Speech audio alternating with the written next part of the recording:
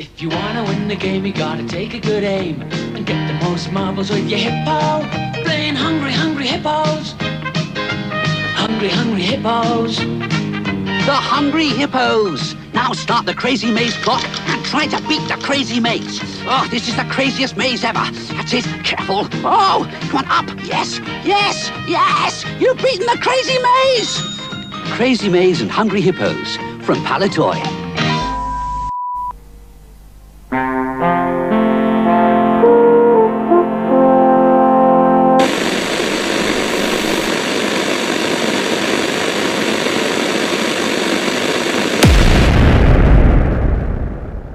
Welcome everyone, this is Master's Joke, also Master's Joke 75 on Instagram. So this is another festive edition for the Christmas period. Hungry Hippos. So this is quite hard to film. I didn't realise how difficult it would be to try and get this massive box on camera. But I was thinking the other day, because I love my Star Wars like PALITOY and Kenner boxes. It's nostalgia, brings back memories. And I've mentioned many times that when I used to get my Star Wars toys, those boxes would become bases until there was nothing left, and then my mum would chuck them away. But that's what I used my my empty boxes for. But it got me thinking that retro games from the 70s and 80s, they are preserved in people's cupboards and in lofts. And here we have a prime example of that. Hungry Hippos, the game, made by PALITOY. Never owned it as a kid. I've never played it in my life. I picked this up, and it's not that I wanted Hungry Hippos, because you can buy it. You can still buy this game in Argos. But it was just the box. I saw the box. It's not in the best condition, but it's very vibrant. But I bought this at CARBOOT sale. Great Amwell in Hertfordshire. You know, it's right next to Stansted Abbots. Taste of Raj. It's a great curry house. You've got to check it out. Really, really nice. £1. Let your eyes be a guide. PALITOY. I couldn't say no. So I picked this up. It's really strange because the box doesn't close properly. And I think it's something to do with the actual game itself. But for £1, I couldn't say no. And yeah, it's a game that I've never played before. I never read it. So there's no nostalgia value where that's concerned. But I do remember people playing it at school, and kids would bring it in. You know, I don't know if you had it at your school, but on the last day before Christmas, we were always allowed to bring toys in. And people would bring board games in. My best mate would bring his Star Wars toys, including the Yoda puppet. That's where I fell in love with it. And Ed was so nice to send me one.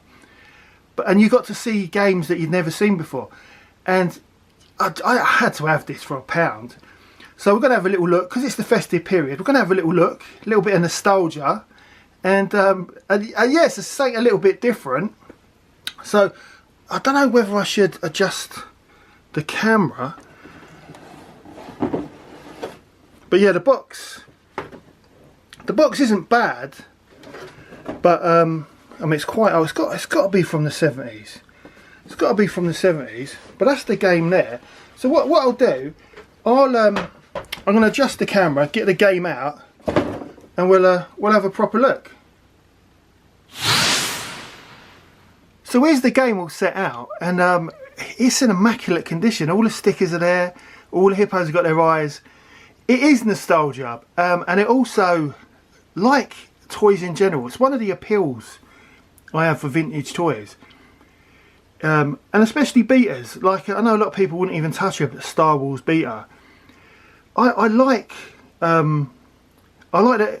Well, for me, and everyone's different, but for me, every single toy or Star Wars figure tells its own story, and you can see you know, battle damage from children's battles with their friends and things like this. And seeing this toy, and also seeing it in such good condition, makes me wonder, was this bought for a young child one Christmas, maybe in the late 70s, and you know, what games and fun did they have with it? I love that. I love that kind of innocence and nostalgia from childhood, because it just reminds me of happy times when you had no responsibilities and it was just fun. And I love Christmas, but it's different. It's different when you have Christmas with your own children than Christmas when you're the child. It's completely different. But I just I love this, and someone's obviously looked after this game. Well, I say looked after. Maybe they didn't play it. I mean, if it's anything like my house, I do like a board game, but I only play board games at Christmas. Like last Christmas, I bought my son a chess set, because he's really into chess at the moment, and we were playing like every week. We probably played every week for January. I haven't played it since, because it's all about finding time, and there's too many distractions, and young people don't really play with toys anymore. You know, people collect figures and action figures and Funko Pops, but they don't play with them like we did back in the day, because there's more stuff. There's computer games, there's the internet, there's Netflix. So this is from a bygone era, and that's what appeals to me about it. But that is one of the reasons why board games is all the balls. Let me get them open. This is why board games boxes survive so well, because people don't tend to play them on a regular basis like they would back in the day with action figures and toys and things like that. So let's have a little go with this. So this is just a little nostalgic trip down memory lane, because it is Christmas. So if I remember, so I don't think I've played this, but I remember I've seen it, and I've seen the adverts as well. So I think you chuck them all in there like that, and then you start getting it.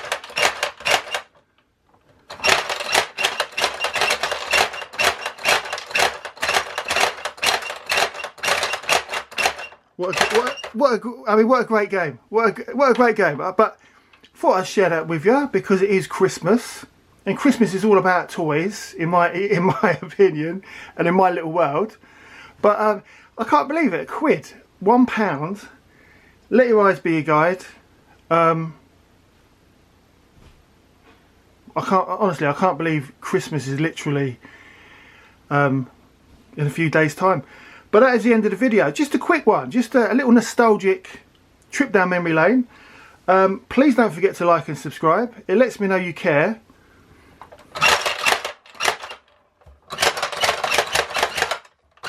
Also helps the channel. And I'll see you in the next one.